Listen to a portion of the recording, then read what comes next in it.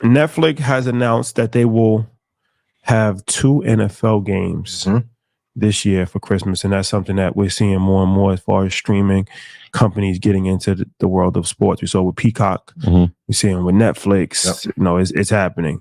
So, how do you feel about Netflix? And then also, if you had to go long 2 companies and then short 2 companies for the next few years, what are they?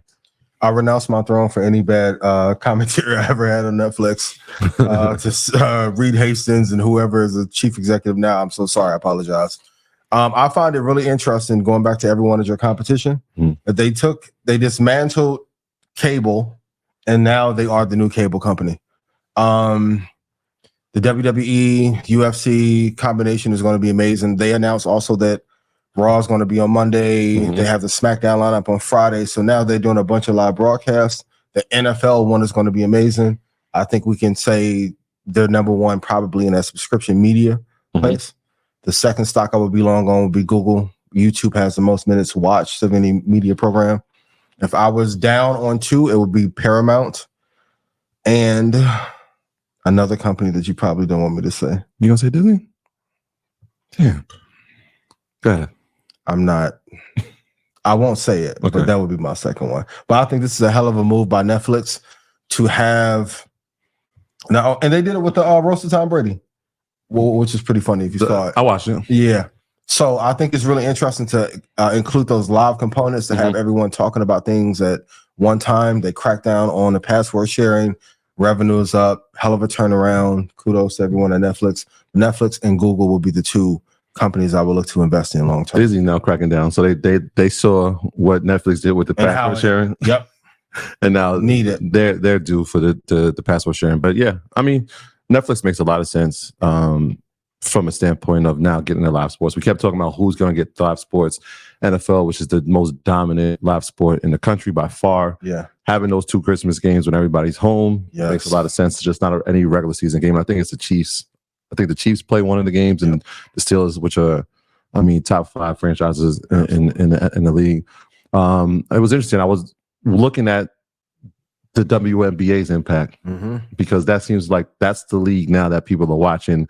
What's the TV rights deal going to be now? Obviously, with Caitlin coming to Indiana and her starting off the season, first 2 games shaky. Third, she came to New York and lit it up. Who's going to get the rights to that? I think Amazon's in position, and Disney with ESPN has it. So live sports is going to be the thing. Apple got MLS, has worked at as well. I know Peacock has a Premier League, which is huge. Yeah.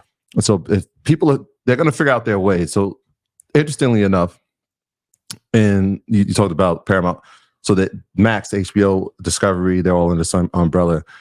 They actually have live sports because they had TNT. Yep. But that hurts now, right? If the NBC, we talked about this last week, NBC gets basketball.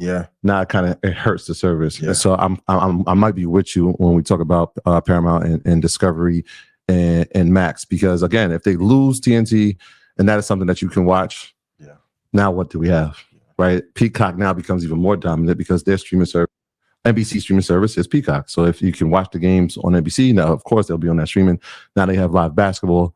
It's gonna be tough. If you were the CEO of Netflix, like what other live programming show would you want to add to make the retention higher on the platform? Y'all have massive live sports or any live format show. I would definitely, the sports is the number one thing, I think. Yeah. Focus on that.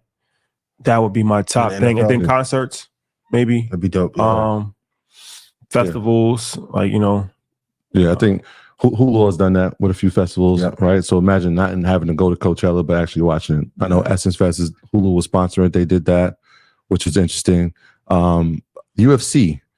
That's going to be, is one of those ones that is, I know ESPN has it now, but I mean, even when I saw Dana get a chance to do the roast, right? I'm like, this is a perfect segue to having. Then he had the fighters with him as well. I'm like, this is a brilliant soft launch. And live events. Yes. Live event. Like the Kevin Hart, I think, was genius in that. Yeah. Obviously, Tom Brady had some some remarks about how they went in on his kids. He didn't really appreciate that. But watching that happening live was new. I hadn't experienced something on Netflix where I was like, all right, I'm watching this. This is actually happening right now. This is no holds barred. There's no second takes.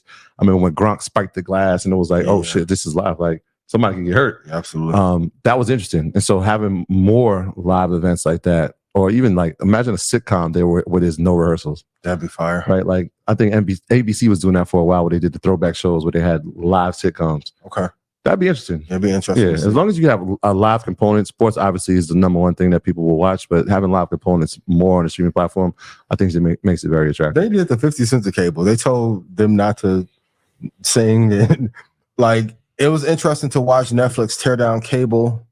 Of course, they went through a bunch of iterations, but to then now push to be like the number one place that people are looking to watch things live is very interesting. Everyone is your competition. Mm-hmm.